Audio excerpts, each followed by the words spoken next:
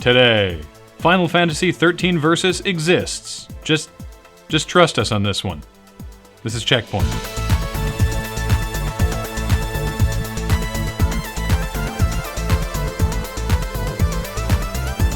Welcome to Checkpoint, once again, without Kathleen. Dear games industry, stop having conferences on the days we shoot. Real-time strategy game Company of Heroes 2 will feature a so-called cold tech system, wherein your troops can die of exposure to extreme low temperatures. You can keep them warm by making fires or garrisoning them in buildings. However, blizzards can coat buildings in snow and slow your troop movements.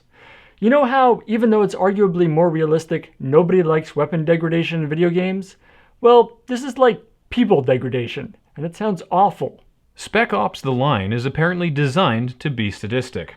According to its designers, Jaeger Development, they wanted the player to be upset with them as developers and with the game itself for putting the player into uncomfortable situations, to the point of not even wanting to play anymore. When the game testers had to take a break after a particularly harrowing section, they knew they were on the right track. Making people want to play a game by making them not want to play it. You wouldn't think that would work, but here we are. EA has merged two Australian studios into a greater whole. Iron Monkey, the dev behind the mobile Dead Space game, and Firemint, the studio that made Flight Control, will unify under the awesome compound name Fire Monkeys. Guys, great first step.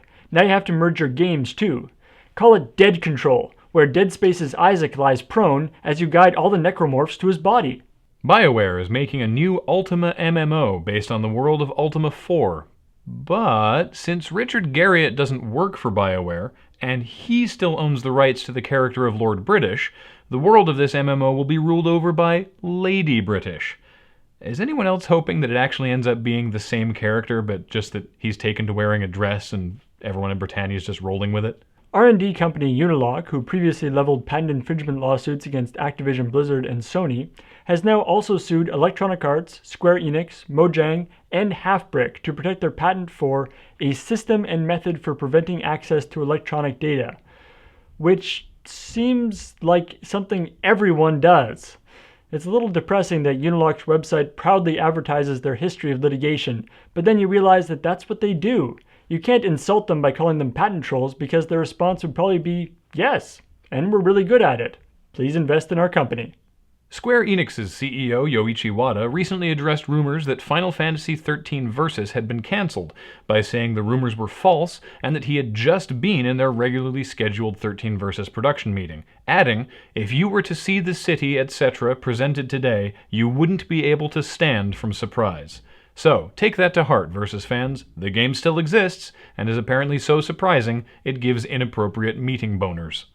Alright, okay, Wada. It's very funny. I mean, you kept this thing going for a long time, and hey, we fell for it. But it's time to admit that Final Fantasy XIII Versus is not a real thing. You've just been messing with us this whole time. Good joke, though. Oh, yeah.